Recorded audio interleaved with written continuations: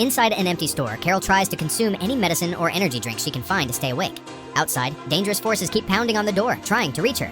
This chaos began a few days ago when a space shuttle suddenly exploded upon returning to Earth, scattering its fragments across several states in the United States. The media quickly covers the news, saying it's a sign of an alien invasion.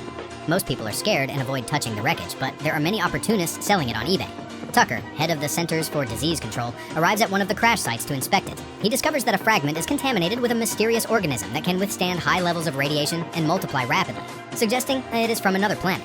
As he leaves, Tucker accidentally touches a small piece of the wreckage and cuts his finger, but he ignores it. Later that night, Tucker arrives home and finds his dog growling for no apparent reason. Ignoring the animal, he goes to bed. However, his body begins to sweat profusely, and he experiences an intense cellular condensation on his face, as if something has taken him over. Meanwhile, Tucker's ex-wife, Carol, hears her son Oliver screaming from a nightmare and comforts him throughout the night. The next morning, Carol receives a call from Tucker asking to see his son, which is unusual for him. Carol refuses and hangs up.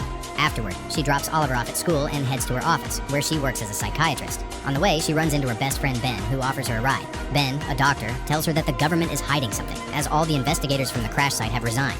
Carol is not in the mood for politics and complains about Tucker. When she arrives at her office, Carol sees her first patient, Wendy, who shares that her husband has been acting strangely. A few days ago, he came home, and their usually friendly dog started growling at him for no reason. Her husband killed the dog without showing any emotion. Carol realizes that something isn't right, but for now, she just prescribes Wendy a new medication. That night, Carol and her neighbor take the kids trick-or-treating. As they approach a certain house, the family's dog starts barking furiously, although the owner insists it's normally docile. The group tries to leave, but suddenly the dog pounces on one of the children and knocks him down. The child doesn't seem affected. In fact, he grabs the dog's mouth with his hands until the owner pulls it away. It's later discovered that the child is injured, but maintains a neutral expression. The group returns to Carol's house, and while the children share their candy, the neighbor comments that her son has been acting strangely, as if he has lost his emotions. Suddenly, Oliver starts screaming from another room. When Carol runs to check on him, she discovers a strange piece of flesh coming out of his hand, which he had pulled from his candy. The next morning, Carol sees a terrified woman running down the street, but ignores her. She takes the strange flesh to Ben, who shares it with his scientist friend Steven. He promises to investigate, but the analysis will take some time. Meanwhile, a mysterious virus begins to spread across the country, causing many deaths each day, but no one knows the cause. Soon, an emergency meeting is held in the Capitol. Tucker explains that the new virus is spreading at an unprecedented rate, and if they don't do something about it, the country will go into recession.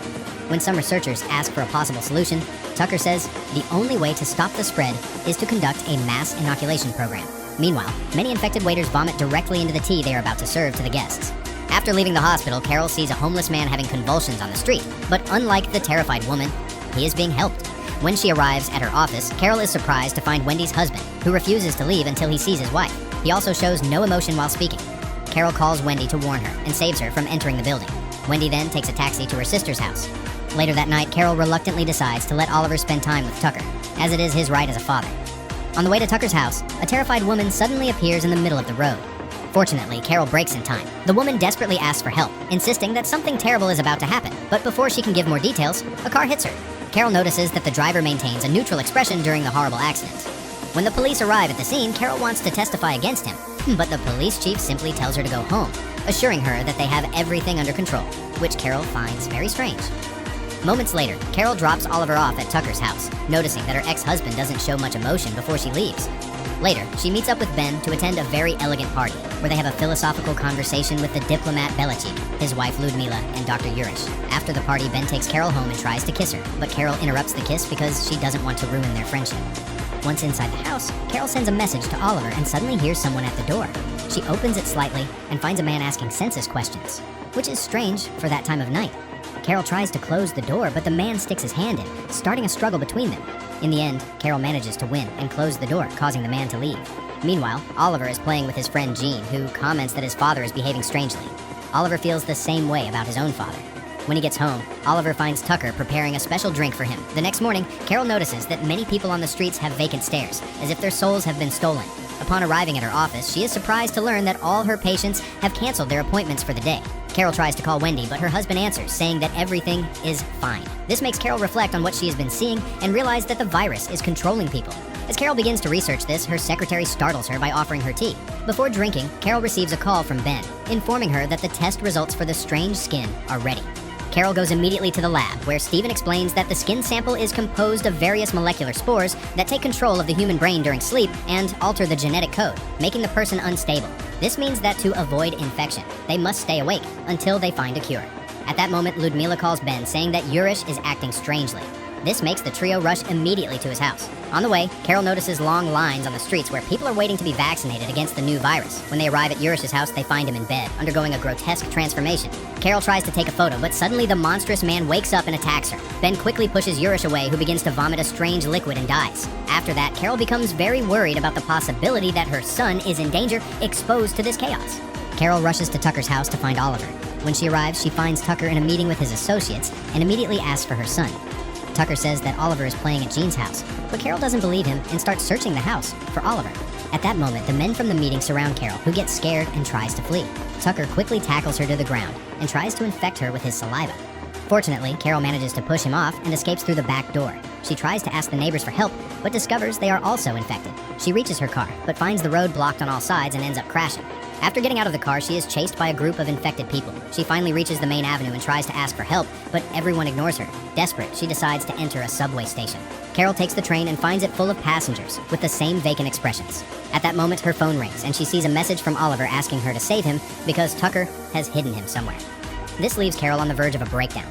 One of the passengers reveals to her that he is not infected and that everyone is acting emotionless, so the infected will ignore them. He advises her to do the same. Suddenly, a group of infected people enters the car, and Carol and the other passengers run to the end of the train and close the door. The infected press the emergency button to stop the train and begin to force the door open to infect the passengers. Then, Carol opens the back door and jumps from the car, managing to escape. She runs through the tunnel until she reaches the locker room of a station. There, she finds a guard's gun, and when the guard approaches her, she gets scared and shoots by accident. Terrified, Carol drops the gun and walks through the station, maintaining a neutral expression to pretend she is infected. When she gets back to the street, she sees some police officers capturing uninfected citizens to force them to receive the vaccine, which is actually a trick by Tucker to spread the virus. At that moment, an uninfected police officer notices the sweat on Carol's face and tells her to leave quickly because it will give her away. Carol starts to walk away and runs into her neighbor, who offers her the injection.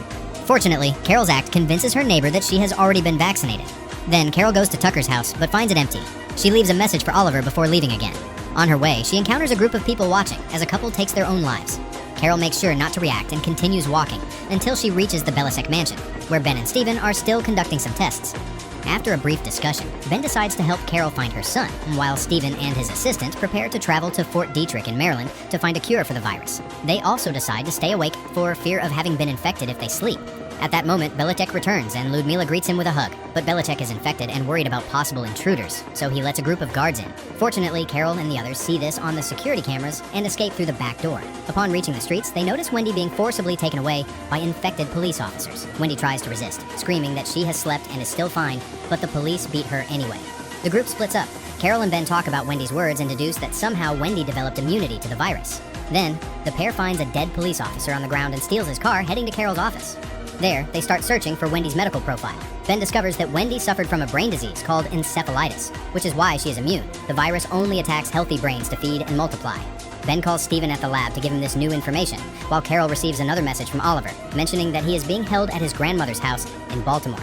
Scared, Carol confesses to Ben that she has already been infected by the virus, but Ben promises her that everything will be fine. Then, Ben drives like a madman toward the city, breaking through roadblocks until he has no choice but to let Carol go, distracting the police so they chase him instead. Carol continues on foot, and when a police officer stops her, she presents her ID with a neutral expression, and they let her go. Eventually, Carol reaches the station and takes the train to Baltimore, where she hides in the bathroom. The lack of sleep begins to affect her, and she starts having visions, like seeing a second version of herself in the mirror that wants to attack her. She wakes up in time, and after washing a piece of that strange flesh off, she opens the door and finds Jean, who explains that she lost her family and is now part of his. Jean keeps asking Carol to sleep, but she pretends she will. Upon arriving in Baltimore, Jean checks on her again and finds her removing more pieces of flesh from her body, which makes him suspicious. Tucker picks up Carol and Jean to take them to his mother's house, believing Carol's act of not showing emotion. Oliver is not around, but Carol keeps up the pretense in front of the family. When she receives a call from Ben, she speaks in code, pretending to be his secretary. Finally, when Tucker leaves for work, Carol takes the opportunity to search the house. Carol finally finds Oliver in a room. At first, they both hesitate, but when Carol says a few words to confirm she is okay, they hug. Oliver mentions that he has been sleeping every day but has not transformed, and Carol realizes that his medication for his sleep disorder has made him immune. Suddenly, Jean catches them, but Carol easily pushes him away and runs out with her son. As they flee, Tucker sees them from the window and chases them through the streets. Oliver finds a broken window in an abandoned warehouse, and they hide there. But Tucker also enters. While he delivers a monologue like a movie villain, Carol tries to sneak toward the door, but Tucker grabs her from behind and tries to knock her out. Oliver intervenes and hits his father with a metal tool. Tucker catches him, which gives Carol the opportunity to hit him on the head and knock him unconscious, allowing them to escape. Afterward, Carol and Oliver hide in an empty department store. Carol searches the medicine section and finds an injection that she shows to Oliver, explaining that he will have to inject it into her heart if she falls asleep. Then they look for food, and Carol receives a call from Ben, who has discovered their location and promises to come and get them soon. While his mother is busy with the call, Oliver slowly approaches a door with blood around it, but fortunately, Carol stops him before he can open it. Carol enters and finds several people on the floor undergoing the transformation. The group includes a police officer, so she carefully approaches to take his gun before running out and closing the door, telling Oliver to stay away. Hours pass as they wait for Ben, and while Oliver sleeps, Carol desperately searches for anything to help her stay awake, returning to the beginning of the story. Unfortunately, it's not enough, and Carol finally falls asleep. At the same time, the people inside the room wake up and begin to pound on the door, trying to get out. The noise wakes up Oliver, who discovers that his mother has fallen asleep, so he immediately injects her with the syringe, which wakes her up and stops the transformation in time. Carol washes the strange flesh from her face and comes out of the bathroom to find that Ben has finally arrived. She runs to hug him, but soon realizes that he has also been infected. Carol backs away as Ben invites her to join the new society that will have no crime, hatred, or discrimination. Terrified, Carol points her gun at him, but Ben opens the door anyway and releases the other infected people, mentioning that they hate the immune, pointing at Oliver. The group tries to capture the boy, so Carol starts shooting rapidly, killing them one by one. However, she can't bring herself to kill Ben, so she just shoots him in the leg and escapes with Oliver. Outside, they take Ben's car to flee. As Carol drives like a madwoman, she receives a call from Steven, who gives her an address where a helicopter will be waiting for them. Upon reaching the main street, she is surrounded by cars and ends up crashing, getting knocked unconscious. Many infected people surround the car, and Oliver locks the doors while shaking his mother to wake her up. A man manages to break the window, but before he can infect them, Carol accelerates and pushes through the crowd to escape. There are still some crazy people hanging from the roof of the car, so Carol drives like a maniac, crashing on purpose to make them fall off. There are also police cars ramming her vehicle until they cause her to crash, launching the last attackers through a store window. Fortunately, the car still works, and Carol continues driving while receiving instructions from Steven over the phone. An infected man throws a Molotov cocktail at the car, but Carol keeps driving with the vehicle on fire, not stopping until she reaches the parking lot of the correct building. The car crashes into a pillar, and Carol and Oliver run to the elevator, where they are almost caught by the infected. They hit them and push them away, allowing the doors to close. The pair finally reaches the roof, where Steven and his army friends rescue them in a helicopter. Sometime later, scientists from outside the United States finally create a vaccine, and thanks to it, the alien virus is eradicated from the entire world, allowing life to return to normal. As the lead scientist behind the vaccine, Steven explains to the press that the vaccinated people will have no memories of the previous events. Meanwhile, Carol has adopted Jean and is now in a relationship with Ben. While the children go to school, Ben reads the newspaper and comments on the violent crimes committed by people, which makes Carol reflect on the aliens' offer of peace. If you want interesting movie recaps, like, share, and subscribe to follow us for more movie recaps.